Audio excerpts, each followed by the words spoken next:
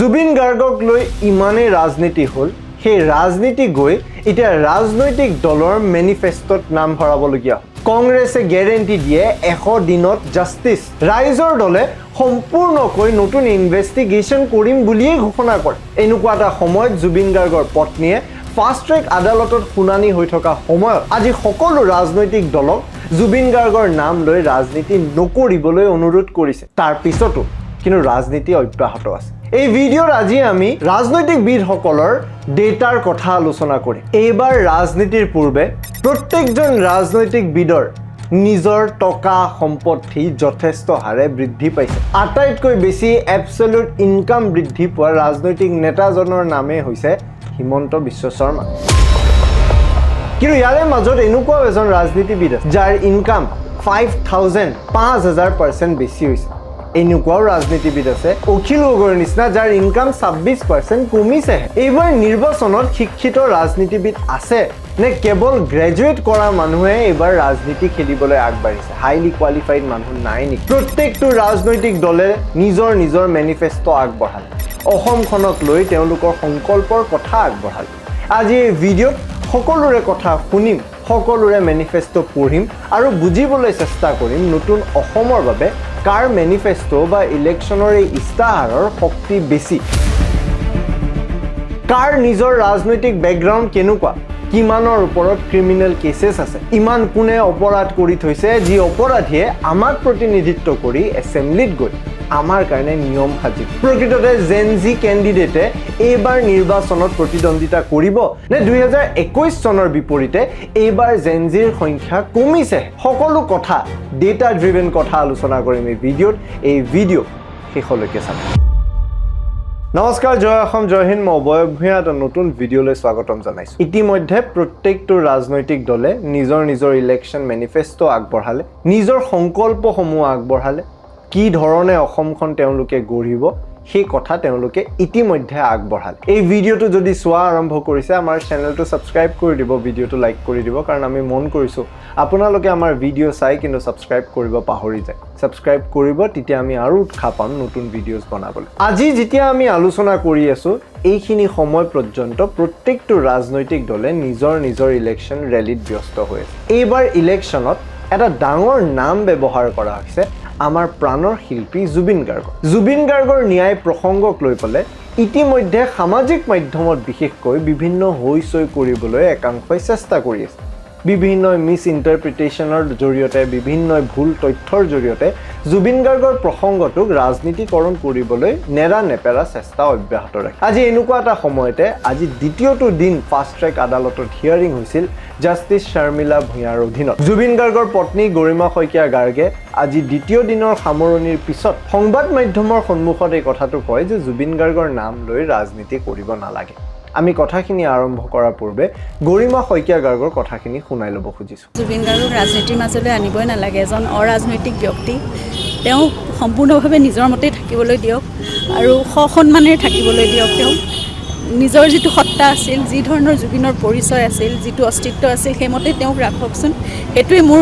মানে সকলোৰে প্ৰতি সেইটোৱে কামনা জুবিন গাৰ্গক নাটানিব আমাৰ পৰিয়ালটোক নাটানিব ৰাজনীতিৰ মাজলৈ এই কথা এইকাৰণে গুৰুত্বপূৰ্ণ কিয়নো বিগত সময়ছোৱাত দুটাকৈ ৰাজনৈতিক দলে জুবিন গাৰ্গৰ এই ন্যায় প্ৰসংগক ৰাজনীতিকৰণ কৰিবলৈ তীব্ৰ চেষ্টা চলাইছে আমি এই ভিডিঅ'টোত যেতিয়া ডিটেইলৰলৈকে আলোচনা কৰিম তেতিয়া আপোনালোকে গম পাব এই কথাটো কিয় ৰাজনীতিকৰণ কৰা বুলি কোৱা হৈছে কংগ্ৰেছে 6টা নে 5টা গ্যাৰেণ্টি এই গ্যাৰেণ্টিৰ ভিতৰত তেওঁলোকে এইটোও কৈছে যে জুবিন গাৰ্গক ন্যায় দিবলৈ যদি কংগ্ৰেছে চৰকাৰ গঠন কৰে 100টা দিনৰ ভিতৰত চৰকাৰ গঠন হোৱাৰ লগে লগে জুবিন গাৰ্গক ন্যায় প্ৰদান কৰিব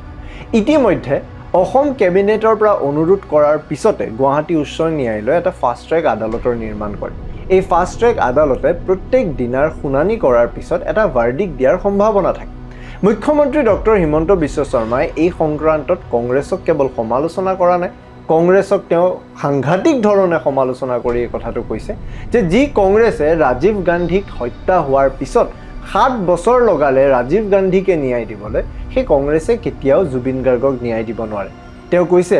অভিষেক সিংভিৰ নিচিনা যেতিয়া জ্যেষ্ঠ অধিবক্তা এজন কংগ্ৰেছৰ ৰাজ্যসভাৰ সদস্য হয় তেওঁৰ নিচিনা প্ৰতিদ্বন্দ্বী এজনক ফাষ্ট ট্ৰেক আদালতত জুবিন গাৰ্গৰ পক্ষত বিনামূলীয়াকৈ থিয় দিবলৈ আচলতে কংগ্ৰেছে উৎসাহ জনাব লাগে, কিন্তু তেওঁলোকে ৰাজনীতিকৰণহে কৰিছে। আনফালে অখিল গগৈৰ ৰাইজৰ দলে প্ৰতিশ্ৰুতি দিছে নিজৰ ইলেকশ্যন মেনিফেষ্টত যে তেওঁলোকে যদি চৰকাৰ গঠন কৰে অতি সোনকালে তেওঁলোকে নতুনকৈ সম্পূৰ্ণ ইনভেষ্টিগেশ্যনটো আৰম্ভ কৰিব, এডিশ্যনেল চাৰ্জেছ লগাব, অৰ্থাৎ ইতিমধ্যে ফাষ্ট ট্ৰেক আদালতৰলৈকে যিমান দূৰ কথা গৈছে তাক সম্পূৰ্ণভাৱে নাকচ কৰি নতুনকৈ ইনভেষ্টিগেশ্যন আৰম্ভ কৰিব, এডিশ্যনেল চাৰ্জেছ লগাব আৰু পৰাপক্ষত চেণ্ট্ৰেল এজেঞ্চিক লাগু কৰি পালে তেওঁলোকে এই ইনভেষ্টিগেশ্যনটোক আৰু ডিটেইলছত কৰিবলৈ চেষ্টা কৰিব।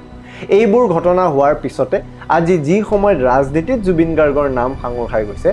এই সময়ত বিজেপিৰ মেনিফেষ্টত কিন্তু জুবিন গাৰ্গৰ প্ৰসংগ একো ধৰণে উল্লেখে কৰা নহয়। ইয়াৰে বিপৰীতে অসম জাতীয় পৰিষদে এটা প্ৰশংসনীয় কাম কৰিছে। অসম জাতীয় পৰিষদে নিজৰ ইলেকশ্যন মেনিফেষ্টত সাংঘাতিক ধুনীয়াকৈ লিখিছে, খুব ডিটেইলছ আছিল। যদি কংগ্ৰেছ ৰাইজৰ দলৰ বিপৰীতে আপুনি এখন নতুন ৰাজনৈতিক দলৰ মেনিফেষ্ট কম্পেয়াৰ কৰে, জাতীয় পৰিষদৰ মেনিফেষ্টখন সম্পূৰ্ণ বেছি ক্লিয়াৰ আছে। ইয়াৰে ভিজন আপোনালোকে স্পষ্টকৈ পঢ়িব পাৰিব। জাতীয় পৰিষদে জুবিন গাৰ্গৰ এই ইছ্যুটোক লৈ পালে, ন্যায় প্ৰসংগটোক লৈ ৰাজনীতি কৰাৰ স্বত্তে তেওঁ আচলতে কি ধৰণে এখন ফিল্ম চিটি নিৰ্মাণ কৰিব, কেনেকৈ এখন মিউজিক ইউনিভাৰ্চিটি নিৰ্মাণ কৰিব, কেনেকৈ জুবিন গাৰ্গৰ লেগেচিটোক ইনষ্টিটিউচনেলাইজ কৰি পালে জীয়াই ৰখা ব্যৱস্থা কৰিব, তাৰ কথাহে এই ইলেকশ্যন মেনিফেষ্টখনত আলোচনা কৰিম। আমি এটা এটাকৈ ইলেকশ্যন মেনিফেষ্টৰ ডিটেইলছখিনি ছামাৰাইজ কৰিবলৈ চেষ্টা কৰিম। ভিডিঅ'টোৰ শেষৰলৈকে আপুনি আপোনাৰ মতামত যাতে স্পষ্টকৈ ৰাখিব পাৰে তাৰে আমি চেষ্টা চলাম। প্ৰথমে আহিছোঁ বিজেপিৰ সংকল্প পত্ৰলৈ।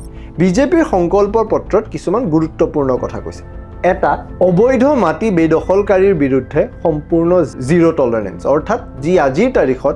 ভূমিৰ পৰা বেদখল কৰা হৈছে সেই মিছন তেওঁলোকে অব্যাহত ৰাখিব। মিছন বসুন্ধৰাৰ জৰিয়তে জেনুইন চিটিজেন অৰ্থাৎ খিলঞ্জীয়া নাগৰিকক মাটি আৰু ভূমি প্ৰদান কৰিব। সত্ৰৰ মাটি, আনকি তলাতল ঘৰৰ মাটিৰ পৰাও বেদখলকাৰীক উচ্ছেদ কৰা সংকল্পৰ কথা এই সংকল্পৰ পত্ৰত উল্লেখ কৰিছে। বিজেপি এই প্ৰতিশ্ৰুতি দিছে যে যদি তেওঁলোকে চৰকাৰ গঠন কৰে ইউনিফৰ্ম চিভিল কোড অসমত লাগু কৰিব, অসমৰ 6 স্কেডিউল এৰিয়া আৰু ট্ৰাইবেল এৰিয়াবোৰৰ বাহিৰে অসমৰ সম্পূৰ্ণ স্থানত UCC ইমপ্লিমেণ্ট কৰিব, বিশেষকৈ লাভ জিহাদৰ অন্ত পেলাবলৈ। দ্বিতীয়তে, অসমৰ অৰ্থনৈতিক আৰু ইনফ্ৰাষ্ট্ৰাকচাৰক লৈ পেলাই বিজেপিয়ে কৈছে যে তেওঁলোকে অসমৰ যি ইকনমি 2031ত হোৱা কথা, এটা প্ৰজেকশ্যন যে $150 বিলিয়ন ইকনমি হ'ব, তাক 4-5 বছৰৰ ভিতৰত ডাবল কৰাৰ সংকল্প লৈছে, অৰ্থাৎ $300 বিলিয়ন। 5 লাখ কোটি টকাৰ ইনভেষ্টমেণ্ট প্ৰকল্প হাতত লৈছে। ইয়াৰে ইতিমধ্যে নুমলীগড় আৰু গহপুৰৰ আণ্ডাৰ ৱাটাৰ ৰোড টানেলৰ কথা ঘোষণা কৰা হৈছে। বন্দে ভাৰতৰ ৰোড বঢ়াব, অৰ্থাৎ ট্ৰেইনৰ আৰু লাইন সক্ৰিয় কৰিব। ছেটেলাইট টাউনশ্বিপছ কিছুমান নিৰ্মাণ কৰিব যাতে এক্সেচিবিলিটিছ আৰু সঘনাই পায়। বিজেপিয়ে নিজৰ সংকল্পৰ পত্ৰত বানমুক্ত অসম বুলি এটা প্ৰতিশ্ৰুতি আগবঢ়াইছে। বিগত 10 বছৰে এই প্ৰতিশ্ৰুতিয়ে হয়। অসমত বানমুক্ত কৰিবলৈ কেৱল মাত্ৰ এম্বেংমেণ্ট বা মথাউৰি নিৰ্মাণ কৰি তাক ৰোধহে কৰা হৈছে, বানমুক্ত কৰিব পৰা নাই। এই কথা যদিও বাস্তৱত তেনেকুৱা, বিজেপিৰ ফালৰ পৰা সংকল্প পত্ৰত 18,000 কোটি টকাৰ প্ৰকল্পৰ জৰিয়তে বানক ৰোধ কৰাৰ কথাও আলোচনা কৰিছে। ইয়াৰে বাহিৰে ইণ্ডাষ্ট্ৰীত কাম কৰি থকা প্ৰত্যেকজনক 10,000 টকাৰ এটা ছাবচিডি দিয়াৰো ঘোষণা কৰিছে। তৃতীয়তে, যুৱ প্ৰজন্ম আৰু সংস্থাপনক লৈ পেলাই বিজেপিয়ে সংকল্প লৈছে যে এইবাৰ এডিশ্যনেল 2 লাখ চাকৰি তেওঁলোকে দিব, অৰ্থাৎ ইতিমধ্যে অসম চৰকাৰৰ ফালৰ পৰা 1.5 লাখ চাকৰি দিয়া হৈছে, এইবাৰ 2 লাখ আৰু এডিশ্যনেল চাকৰি দিয়া হ'ব। আৰু ছেল্ফ এমপ্লয়মেণ্ট অপৰচুনিটিজ প্ৰায় 10 লাখ ছাত্ৰ ছাত্ৰী বা যুৱক যুৱতীক দিয়াৰ সংকল্প লৈছে। আত্মনিৰ্ভৰ অসমৰ জৰিয়তে 10 লাখ যুৱ প্ৰজন্মৰ ল'ৰা ছোৱালীক মুখ্যমন্ত্ৰীৰ আত্মনিৰ্ভৰ অসম অভিযানৰ অধীনত 5 লাখ টকা দিব। এইবাৰ নিযুত শিপিনী আঁচনিৰ জৰিয়তে 10 লাখ ট্ৰেডিশ্যনেল উইভাৰ্ছক, যি উইভিঙৰ আচলতে কামৰ লগত জড়িত, তেওঁলোকক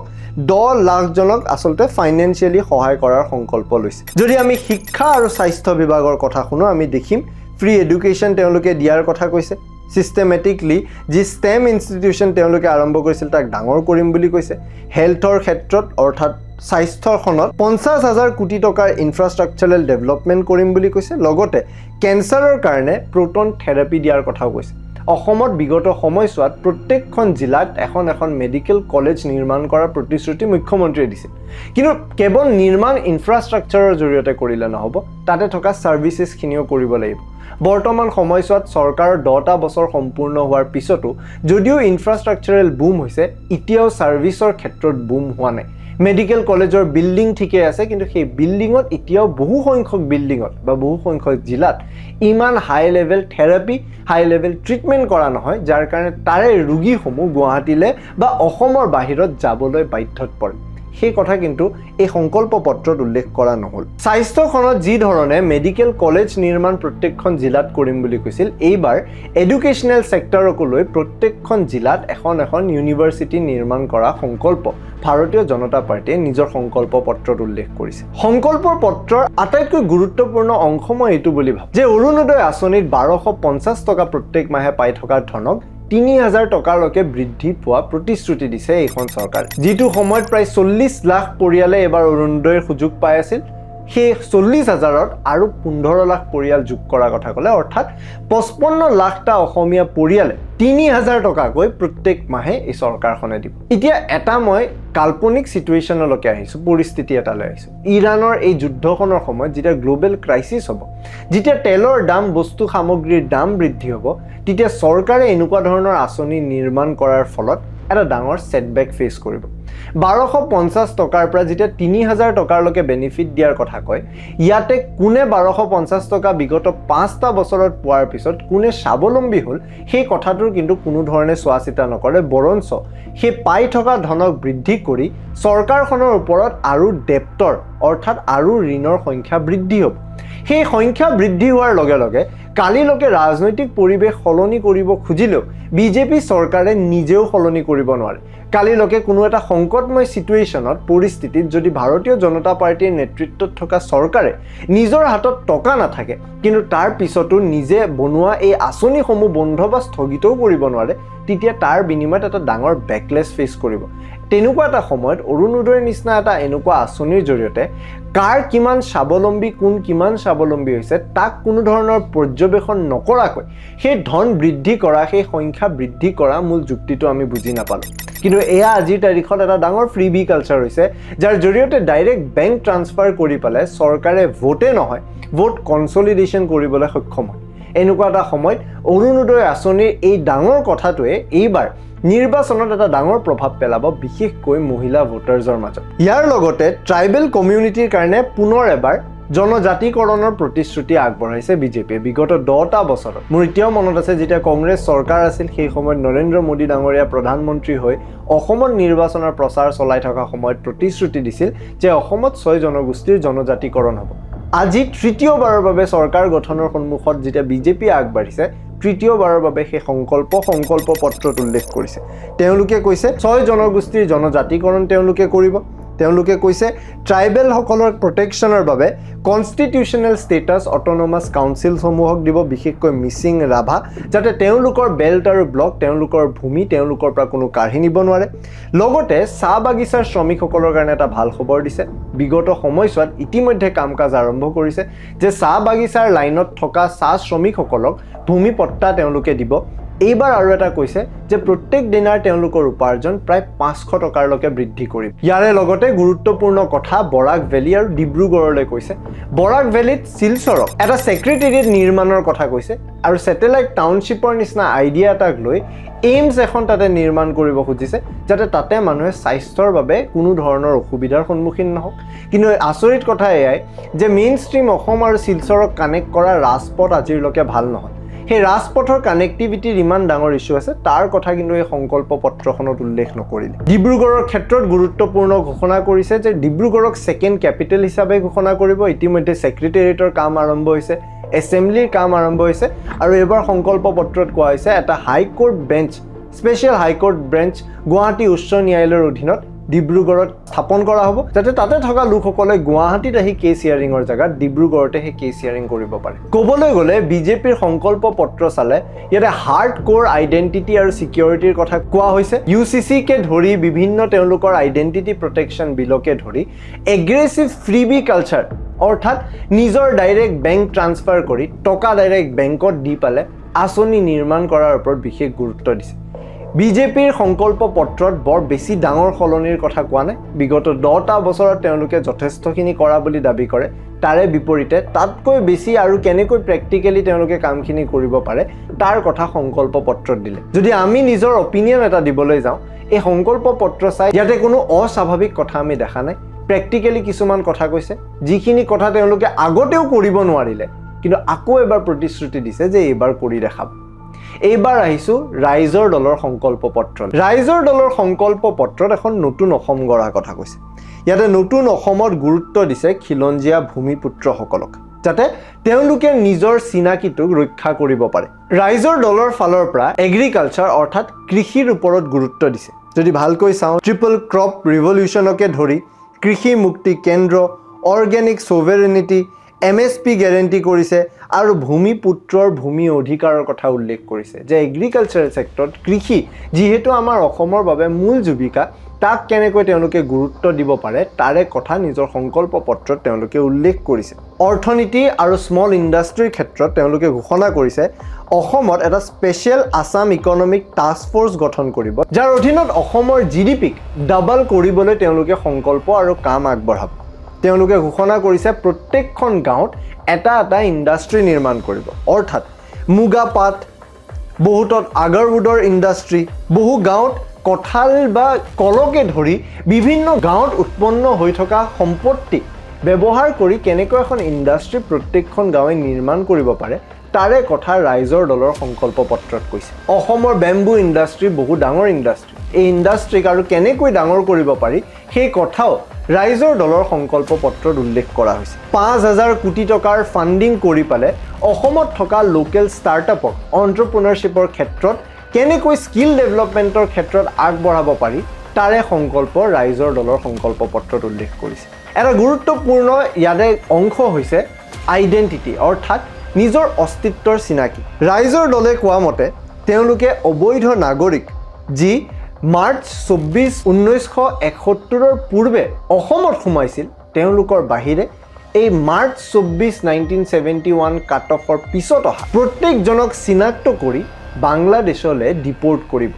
কেনেকৈ কৰিব যদিও সেই কথা উল্লেখ কৰা নাই তেওঁলোকে এই কথাটো স্পষ্ট কৰিছে মাৰ্চ 24 1971 পিছত অসমলৈ অহা কোনো অবৈধ নাগৰিকক অসমৰ পৰা আইডেন্টিফাই কৰিব আৰু তেওঁলোকক ইয়াৰ পৰা ডিপোৰ্ট কৰিব কা বিৰোধী স্থিতিত অটল আছে তেওঁলোক আহিলে চেন্ট্ৰেল গভৰ্ণমেণ্টৰ ওপৰত হেঁচা দিব যাতে কাক লাগু কৰা নহয় 6 জনগোষ্ঠীৰ জনজাতিকৰণকে ধৰি তেওঁলোকে এই কথাটো উল্লেখ কৰে যে অসম চুক্তিৰ 6 নং দফাক ইমপ্লিমেণ্ট কৰিবলৈ নেৰা নেপেৰা চেষ্টা তেওঁলোকৰ ফালৰ পৰা কৰিব এইখিনিতে ইণ্টাৰেষ্টিং পইণ্ট হৈছে নাগালেণ্ড আৰু ছিকিমৰ নিচিনা আৰ্টিকেল 371A আৰু Fৰ অধীনত যি ধৰণৰ স্পেচিয়েল ষ্টেটাছ নাগালেণ্ড বা ছিকিমে পাইছে তেনেকুৱা একেই ধৰণৰ স্পেচিয়েল ষ্টেটাছ অসমৰ নিচিনা ৰাজ্য এখনৰ কাৰণে ডিমাণ্ড কৰিব ইয়াৰ কাৰণে কেৱল মাত্ৰ ৰাজ্য চৰকাৰ এখন নিৰ্বাচিত হ'লে নহ'ব পাৰ্লিয়ামেণ্টত 2/3 মেজৰিটিত এটা ধৰণৰ প্ৰতিশ্ৰুতি আনিব লাগিব যাতে কনষ্টিটিউচনেল এমেণ্ডমেণ্ট কৰি অসমক এনেকুৱা স্পেচিয়েল ষ্টেটাছ দিব পাৰে এই কথাটো প্ৰেক্টিকেল হয়নে নাই আমি আজিৰ তাৰিখৰলৈকে নাজানিম কিন্তু এনেকুৱা এটা নতুন প্ৰতিশ্ৰুতি আমি নতুন সময়ত দেখিছোঁ যে ৰাইজৰ দলৰ পৰা অসমীয়া খিলঞ্জীয়াৰ অধিকাৰ তেওঁলোকৰ ভৱিষ্যত তেওঁলোকে সুৰক্ষিত কৰি ৰাখিবলৈ ছিকিম তথা নাগালেণ্ডৰ নিচিনা স্পেচিয়েল ষ্টেটাছ দিয়াৰ প্ৰতিশ্ৰুতি ৰাইজৰ দলৰ নেতৃত্বই দিছে ইয়াৰ বাহিৰে বানপানীক লৈও অসমত বানপানী হোৱাক লৈও ৰাইজৰ দলৰ পৰা প্ৰতিশ্ৰুতি দিছে যে প্ৰথমে নেশ্যনেল কেলেমিটি হিচাপে অসমৰ বানপানীক ঘোষণা কৰিব আৰু তাৰ পিছত সাইন্টিফিক আৰু স্মাৰ্ট ধৰণে ইয়াক ৰোধ কৰিবলৈ চেষ্টা কৰিব কি ধৰণে সাইন্টিফিক বা স্মাৰ্ট সেই কথাৰ উল্লেখ কৰা নাই যদিও তেওঁলোকে এই কথা স্পষ্ট কৰিছে যে অসমক বানমুক্ত কৰিবলৈ চেষ্টা কৰিব নদী বান অৰ্থাৎ বিগ ডেমছ ডাঙৰ ডেম নিৰ্মাণৰ বিৰোধিতা কৰিব আমি বিগত সময়ছোৱাত দেখিছোঁ অখিল গগৈ ব্যক্তিগতভাৱে তাৰ বিৰুদ্ধে আন্দোলন কৰিছিল সেই কথা ৰাইজৰ দলৰ সংকল্প পত্ৰত উজলি উঠিছে যে তেওঁলোকে ডেমৰ বিৰোধিতা কৰিব লগতে তেওঁলোকে গ্ৰীণ চেছ অৰ্থাৎ এনেকুৱা ইণ্ডাষ্ট্ৰী নিৰ্মাণ কৰিব যে যিমানে তেওঁলোকে অসমৰ নিচিনা গ্ৰীণ অসম এখনক প্ৰদূষিত কৰে সিমানে এক্সট্ৰা টেক্স তেওঁলোকে ভৰিব লাগে ইয়াৰে বাহিৰে শিক্ষা আৰু স্বাস্থ্য খণ্ডত তেওঁলোকে স্কিল বেছ এডুকেশ্যনৰ কথা কৈছে য'ত কোডিঙৰ নিচিনা তেওঁলোকে ছাবজেক্টছ ইন্ট্ৰডিউচ কৰিব ভোকেশ্যনেল ট্ৰেইনিঙৰ বাবে তেওঁলোকে ফিনিচিং স্কুলছ নিৰ্মাণ কৰিব AI ৰবটিক্সক ব্যৱহাৰ কৰিব, মেণ্টেল হেল্থৰ কথা আলোচনা কৰিব আৰু এনেকুৱা কেণ্টিন নিৰ্মাণ কৰিব য'ৰ আইৰ পাকঘৰ ঘৰৰ পাকঘৰৰ নিচিনা খাদ্য যোগান ধৰিব পাৰি। সামাজিক ন্যায় আৰু গভাৰ্নেন্সৰ কথাত জুবিন গাৰ্গৰ ন্যায়ৰ কেছটোৰ কথা উল্লেখ কৰে। তেওঁলোকে কয় যে জুবিন গাৰ্গৰ গোটেই ঘটনাটোক তেওঁলোকে ৰিইনভেষ্টিগেট কৰিব, তেওঁলোকে এডিশ্যনেল চাৰ্জশ্বীট এখন দি পালে নেশ্যনেল লিগেল এক্সপাৰ্টৰ জৰিয়তে নেশ্যনেল এজেঞ্চিৰ সহায় লৈ পালে জুবিন গাৰ্গৰ কেছটোক তদন্ত কৰিব যাতে জুবিন গাৰ্গে ন্যায় পায়। মহিলা সবলীকৰণৰ বাবে যি মাইক্ৰ' ফাইনেন্সৰ ঋণ অসমৰ মহিলাই লৈছে তাক 100% মাৰি দিয়া প্ৰতিশ্ৰুতি দিছে। ইয়াৰে পূৰ্বে আমি বিজেপি চৰকাৰত দেখিছিলোঁ তেওঁলোকে একাংশ মহিলাৰ মাইক্ৰ' ফাইনেন্সৰ ঋণ মাফ কৰিছিল। অখিল গগৈ ডাঙৰীয়াৰ নেতৃত্বত কয় 100% ঋণ মাফ কৰি দিব। অৰুণোদয় আঁচনিক অব্যাহত ৰাখিম বুলি কয়। বিজেপিৰ নিচিনাকৈ 3000 টকা তেওঁলোকেও প্ৰতিশ্ৰুতি দিয়ে। অৰ্থাৎ আমি যি ধৰণে ভিডিঅ'ৰ আৰম্ভণিত কৈছিলোঁ, এতিয়া ফ্ৰীবি কালচাৰৰ বাহিৰে অসমত কোনো এটা ৰাজনৈতিক দলে ফ্ৰীবি কালচাৰ নথকাকৈ নিৰ্বাচন খেলিবই নোৱাৰিব, কিয়নো সি এটা পৰম্পৰা হৈ যাব। ৰাইজৰ দলৰ সংকল্প পত্ৰত সেই কথাকে বাস্তৱলৈ ৰূপায়ণ কৰাৰ কথাটো কয়। APSC তথা চৰকাৰী চাকৰিক সম্পূৰ্ণভাৱে ট্ৰান্সপেৰেণ্ট কৰিব যাতে কোনো ধৰণৰ কৰাপশ্যন নহয়। বৰ্তমান সময়ছোৱাত অসম চৰকাৰে সেই কথা দাবী কৰে যে কোনো ধৰণৰ কৰাপশ্যন, বিশেষকৈ কংগ্ৰেছৰ দিনত হোৱা কৰাপশ্যনৰ নিচিনা কোনো ধৰণে চাকৰি নাপায়, টেবুলৰ তলেদি পইচা পালেও চাকৰি নাপায়। ৰাইজৰ দল যি আচলতে কংগ্ৰেছৰ গৌৰৱ গগৈক এজন মুখ্যমন্ত্ৰী বনাব খুজিছে, তেওঁলোকেও এই কথাটো প্ৰতিশ্ৰুতি দিছে যে অসমত তেওঁলোকৰ চৰকাৰ আহিলে সম্পূৰ্ণ স্বচ্ছ আৰু নিকাভাৱে APSCকে ধৰি প্ৰত্যেকটো চৰকাৰী চাকৰি দিয়া হ'ব। এতিয়া আহিছোঁ অসম জাতীয় পৰিষদৰ সংকল্প পত্ৰ বা ভিজন ডকুমেণ্টৰ। ক'বলৈ গ'লে বিজেপি, ৰাইজৰ দল ৰ'ব কংগ্ৰেছৰটো পাহৰিয়ে গৈছিল। কংগ্ৰেছৰ কেৱল 5টা গেৰেণ্টি আছে। কংগ্ৰেছে সংকল্প পত্ৰ হিচাপে এতিয়ালৈকে যদি প্ৰচাৰ কৰিছে আমাৰ হাতলৈ আহি পোৱা নাই। তেওঁলোকে 5টা সংকল্পৰ কথা কৈছে যি মল্লিকাৰ্জুন খাৰ্গে কেইদিনমান পূৰ্বে ঘোষণা কৰি থৈ গৈছিল। সেই সংকল্প পত্ৰ হাতত নাই কাৰণে ডিটেইলছত তেওঁলোকে কোনো ধৰণৰ উল্লেখ কৰা নাই কাৰণে আমি এই ভিডিঅ'ত সেই কথা আলোচনা কৰিব পৰা নাই। কিন্তু তেওঁলোকে কিছুমান গুৰুত্বপূৰ্ণ কথা কৈছে। তেওঁলোকে জ্যেষ্ঠ অসমৰ নাগৰিকসকলক 1250 টকা প্ৰত্যেক মাহে দিম বুলি কৈছে। জুবিন গাৰ্গৰ কেছত 100 দিনতে ন্যায় দিম বুলি কৈছে। তেওঁলোকে অসমৰ মহিলাক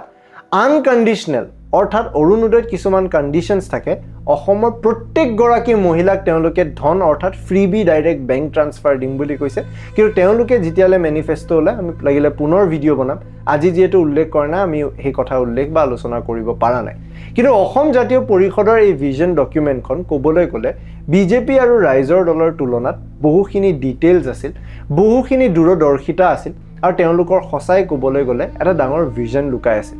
এই গোটেইখিনি তথ্য যেতিয়া আপুনিও পঢ়ি চাব, আপুনিও বুজি পাব যে অসম জাতীয় পৰিষদৰ বহুখিনি কথা প্ৰেক্টিকেল নালাগিব পাৰে, কিন্তু তেওঁলোকৰ ভিজন সদূৰ অসমৰ ভৱিষ্যতক লৈ পালে তেওঁলোকৰ অসম ফাৰ্ষ্ট আইডিঅলজিটোৰ লগত মিল আছে। অসম জাতীয় পৰিষদে নিজকে অসম চুক্তিৰ মূল ফলাফল বুলি বুজাব খুজিছে। অসম চুক্তিৰ অধীনত বা অসম আন্দোলনৰ পিছত অসম গণ পৰিষদ নিৰ্মাণ হ'ল। অসম গণ পৰিষদ আজি NDAৰ লগত বিজেপিৰ লগত চৰকাৰ গঠন কৰিছে। অসম জাতীয় পৰিষদে কয় মূল অসম একৰ্ডৰ কথা অসম জাতীয় পৰিষদেহে প্ৰতিনিধিত্ব কৰে। সেইকাৰণে অসম চুক্তিৰ প্ৰত্যেকটো কথা 6 নং দফাকে ধৰি প্ৰত্যেকটো চুক্তিৰ কথা তেওঁলোকে ৰূপায়ণ কৰিব যদি তেওঁলোকে চৰকাৰ গঠন কৰে। অসম জাতীয় পৰিষদৰ চিন্তা এয়াই যে কোনো জাতি ধৰ্মৰ কথা তেওঁলোকে বিশ্বাস নকৰে আৰু তেওঁলোকে মহাপুৰুষ শ্ৰীমন্ত শংকৰদেৱৰ আদৰ্শত যি ধৰণৰ এখন অসম নিৰ্মাণ হৈছিল তেনেকুৱা এখন অসম সৃষ্টি কৰিব যদি তেওঁলোকে চৰকাৰ গঠন কৰে। তেওঁলোক গণতান্ত্ৰিক হ'ব, ধৰ্ম নিৰপেক্ষ হ'ব,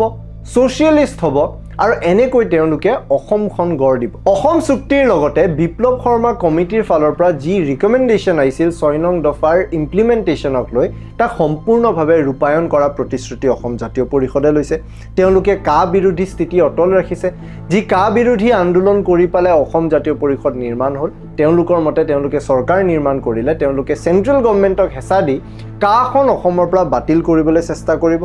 সম্পূৰ্ণভাৱে নতুন NRC আনি চিনাক্তকৰণ কৰি পালে অসমত এখন সম্পূৰ্ণ লেজিট নাগৰিকৰ তালিকা তেওঁলোকে নিৰ্মাণ কৰিব। বাংলাদেশৰ লগত অসমৰ বাউণ্ডাৰী যি বা বৰ্ডাৰ যি আছে তাক সম্পূৰ্ণভাৱে সিল কৰাও সিদ্ধান্ত লৈছে অৰ্থনৈতিক ৰূপত চাব গ'লে আসাম ইকনমিক মাষ্টাৰ প্লেন এটা নিৰ্মাণ কৰিছে য'ত সাইন্টিফিক ধৰণে তেওঁলোকে এখন ৰোড মেপ বনাব য'ত বিশ্বৰ বেলেগ বেলেগ এক্সপাৰ্ট আহি অসমৰ অৰ্থনৈতিক আৰু কেনেকৈ সবল কৰিব পাৰি তাৰ কথা আলোচনা কৰি তাক ইমপ্লিমেণ্ট কৰিব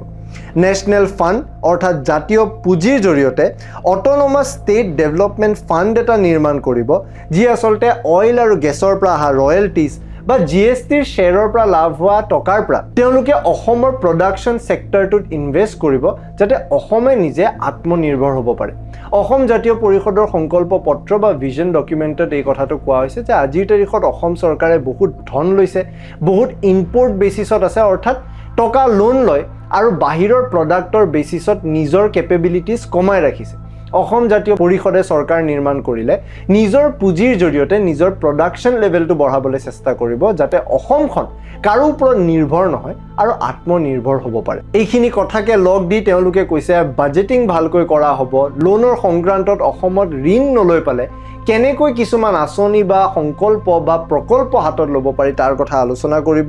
মুঠতে তেওঁলোকৰ কথা এটা স্পষ্ট যে অসম সেলফ ডিপেন্ডেন্ট হ'ব লাগিব অসম প্ৰডিউস কৰিব লাগিব ইম্পৰ্ট কৰাৰ জায়গাত আনৰ পৰা লোৱাৰ জায়গাত আনক দিব পৰাকৈ সবল হ'ব লাগিব জাতীয় পৰিষদে সংস্থাপনৰ ক্ষেত্ৰত কয় যে 10 লাখ চাকৰি তেওঁলোকে ডাইৰেক্টলি ইনডাইৰেক্টলি 5টা বছৰতে জেনাৰেট কৰিব বিভিন্ন এমএসএমই আইটি টুৰিজম বা গ্ৰীণ ইণ্ডাষ্ট্ৰীৰ জৰিয়তে চৰকাৰী চাকৰিৰ কথা কোৱা নাই চৰকাৰী চাকৰিৰ বাহিৰৰ সেক্টৰছবোৰৰ পৰা অকলে 10 লাখ চাকৰি জেনাৰেট 5টা বছৰত কৰা সংকল্প দিছে 2 বছৰৰ ভিতৰতে অসমত ভেকেট হৈ থকা প্ৰত্যেকটো খালি পদ তেওঁলোকে সম্পূৰ্ণকৈ ভৰাই পেলাম বুলি কৈছে আৰু এটা ফিক্স সময়ত প্ৰত্যেক বছৰে চৰকাৰী পৰীক্ষাসমূহ আৰু এপইন্টমেন্টবোৰ আয়োজন কৰাৰ প্ৰতিশ্ৰুতি দিছে আমি দেখিছো অসমত কোনো ধৰণৰ ফিক্স ডেট নাই ইয়াৰে পূৰ্বে যেতিয়া কংগ্ৰেছ চৰকাৰ আছিল সেই সময়ত বহুত ডিলে হৈছিল এটা দুটা বছৰ পাৰ হোৱাৰ পিছত এপিএসসি ৰিজাল্ট ওলাই বিজেপিৰ ক্ষেত্ৰত দেখিছো সময় যদিও কমি গৈছে ফিক্স এপইন্টমেন্ট ফিক্স ৰিজাল্ট বা ফিক্স পৰীক্ষাৰ ডেট নাথাকে তেনেকুৱা এটা স্থলত জাতীয় পৰিষদে কয় যে তেওঁলোকে সেই ফিক্স ডেটৰ নিৰ্মাণ কৰিব লোকেল ইণ্ডাষ্ট্ৰীত 80% ৰিজাৰ্ভেশ্যন অসমীয়া মানুহৰ কাৰণে দিব অৰ্থাৎ কেৱল খিলঞ্জীয়া অসমীয়া মানুহে অসমত যদি বাহিৰৰো কোনো ইণ্ডাষ্ট্ৰী আহে কেৱল অসমীয়া মানুহে কৰিব লাগিব তাক স্কিল বেস কৰিবলৈ বিভিন্ন স্কিল সেন্টাৰ নিৰ্মাণ কৰিব যাতে 80% ৰিজাৰ্ভেশ্যনত অসমীয়া মানুহে কাম কৰিব পাৰে ষ্টাৰ্টআপছৰ কাৰণে 10 লাখ টকাৰ গ্ৰান্ট দি ইনকিউবেশন সেন্টাৰ প্ৰত্যেকখন ডিস্ট্ৰিক্টত নিৰ্মাণ কৰিব যাতে প্ৰত্যেকটো ষ্টাৰ্টআপে এটা কাম কৰিবলৈ আগবাঢ়িব পাৰে তেওঁলোকে এনেকুৱা নিয়ম আনিব যাৰ অধীনত খিলঞ্জীয়া আৰু অখিলঞ্জীয়া মানুহৰ মাজত তেওঁলোকৰ অখিলঞ্জীয়াৰ ব্যাখ্যাটো হৈছে যিসকল নাগৰিকে 1951 আৰু 1971 ৰ ভিতৰত অসমলৈ আহিছিল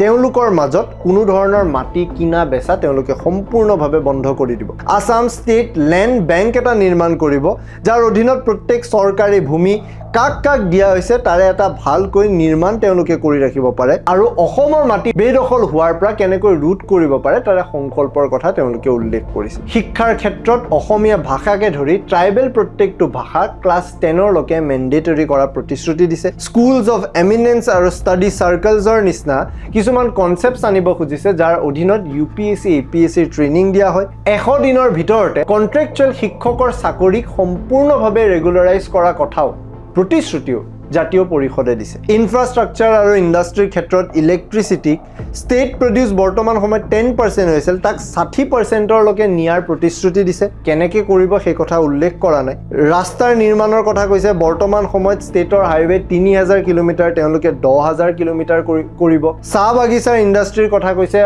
অসমত থকা চাহ শ্ৰমিকক জনজাতিকৰণ কৰিব তেওঁলোকৰ ৰিজাৰ্ভেশ্যন বৃদ্ধি কৰিব আৰু কালচাৰেল ইকনমিৰ ক্ষেত্ৰত কৈছে জুবিন গাৰ্গ ফিল্ম সিটি এখন নিৰ্মাণ কৰিব এখন মিউজিক ইউনিভাৰ্চিটিৰ নিৰ্মাণ কৰিব য'ত আচলতে আৰ্ট অৰ্থাৎ কলাক এটা প্ৰফেশ্যনেলকে পৰিণত কৰাত সহায় কৰিব এইখিনিতে এড কৰিব খুজো তেওঁলোকে সংকল্প ঠিকে লৈছে কিন্তু অডিয়েন্সে চাবনে নাই সেয়া প্ৰশ্নৰ বিষয় অসমৰ অডিয়েন্সে আৰ্ট একেবাৰে কি ধৰণে লয় আমি বিগত সময়ছোৱাত দেখিছোঁ সেয়েহে সংকল্প ঠিকে আছে কিন্তু অডিয়েন্স কেনেকৈ নিৰ্মাণ হ'ব এয়া চাবলগীয়া হ'ব এতিয়া এয়া আছিল সংকল্প পত্ৰৰ কথা তিনিটা ৰাজনৈতিক দলৰে কাৰ সংকল্প শুনি ভাল লাগিল কাৰ বাস্তৱ হ'ব যেন লাগিল কমেন্ট সেকশনত জনাব নাপাহৰিব এতিয়া কিছুমান ইন্টাৰেষ্টিং ডেটা ক'ব গৈ আছো কিছুমান এনেকুৱা ডেটা যি সাধাৰণ মানুহে শুনিলে আচৰিত হ'ব এইবাৰ নিৰ্বাচনত প্ৰায় 722জন কেণ্ডিডেট প্ৰতিদ্বন্দ্বিতা কৰিবলৈ আগবাঢ়িছে যথেষ্ট সংখ্যক ইণ্ডিপেণ্ডেণ্ট অৰ্থাৎ কোনো ৰাজনৈতিক দলৰ চিম্বল নোহোৱাকৈ অসমৰ 126টা সমষ্টিৰ পৰা নিৰ্বাচন খেলিবলৈ আগবাঢ়িছে এনেকুৱা এটা সময়ত এই তালিকাখনলৈ মন কৰক এই তালিকাখন হৈছে অসমৰ সৰ্বোচ্চ ধনী ৰাজনৈতিকবিদ বৰ্তমান সময়ত 2026ৰ এফিডেভিটৰ মৰ্মে কোন প্ৰথমে হাইলাকান্দিৰ কংগ্ৰেছৰ বৰ্তমান সময়ৰ প্ৰতিদ্বন্দ্বী ৰাহুল ৰয় গৌতম ৰয় পুত্ৰ তাৰ পিছতে বদৰুদ্দিন আজমল তাৰ পিছতে অগপ ত্যাগ কৰি কংগ্ৰেছ যোগদান কৰা জয়ন্ত খাউন তাৰ পিছত বিপিএফৰ শেউলি মহিলাৰী অৰ্থাৎ হাগ্ৰামা মহিলাৰীৰ পত্নী তাৰ পিছত আছে তৃণমূল কংগ্ৰেছৰ পৰা ৰজি আহমেদ অৰ্থাৎ দুলু আহমেদৰ পত্নী তাৰ পিছতে আছে চিচিৰ বৰগাঁৱৰ পৰা নিৰ্দলীয় প্ৰাৰ্থী নন্দীগিৰি ভূঞা তাৰ পিছত 7 নম্বৰত আছে অসমৰ বৰ্তমান সময়ৰ মুখ্যমন্ত্ৰী ডক্টৰ হিমন্ত বিশ্ব শৰ্মা তাৰ পিছত তেওঁৰে কেবিনেটৰ এজন সতীৰ্থ অশোক সিংহাল তাৰ পিছত বিজেপিৰ বিধায়ক নৱকুমাৰ দলে তাৰ পিছত কংগ্ৰেছৰ সোণাইৰ বৰ্তমান সময়ৰ প্ৰতিদ্বন্দ্বী কৰি থকা আমিনুল হক লস্কৰ এয়া হৈছে এফিডেভিটৰ মৰ্মে তেওঁলোকৰ কিমান এছেট আছে সেই সংখ্যাৰ তালিকা আমি দেখিছোঁ ৰাহুল ৰয় প্ৰায় 200 কোটিৰ ওপৰত এছেট আছে বদৰুদ্দিন আজমলৰ 200 কোটি টকাৰ উপাৰ্জন আছে 200 কোটি টকাৰ এছেট আছে তেওঁলোকে বেলেগ বেলেগ ইণ্ডাষ্ট্ৰীৰ লগত কাম কৰে কিন্তু বিগত 5টা বছৰত 2021 চনৰ লগত তুলনা কৰিলে 5জন বিশেষ বিধায়কৰ নাম সন্মুখলৈ আহিব যাৰ এইবাৰ এবছলিউট ইনকাম বৃদ্ধি পাইছে অৰ্থাৎ টকাৰ সংখ্যা বৃদ্ধি পাইছে সেই 5জন বিধায়কৰ নাম হৈছে প্ৰথমে হিমন্ত বিশ্ব শৰ্মা 17 কোটি টকা বৃদ্ধি পাইছে তাৰ পিছত অশোক সিংহাল 17 কোটি টকা বৃদ্ধি পাইছে তাৰ পিছত বিশ্বজিৎ ফুকন 15 কোটি টকা বৃদ্ধি পাইছে জয়ন্ত মল্ল বৰুৱা 15 কোটি টকা আৰু পীযুষ হাজৰিকা 11 কোটি টকা কিন্তু আচৰিত হ'ব জানি কিছুমান বিধায়কৰ পাৰ্চেণ্টেজ বৃদ্ধি হোৱা কথা অৰ্থাৎ 2021 চনত যদি কাৰোবাৰ ইনকাম 10 লাখ আছিল বা দেখাইছিল 10 লাখ আছে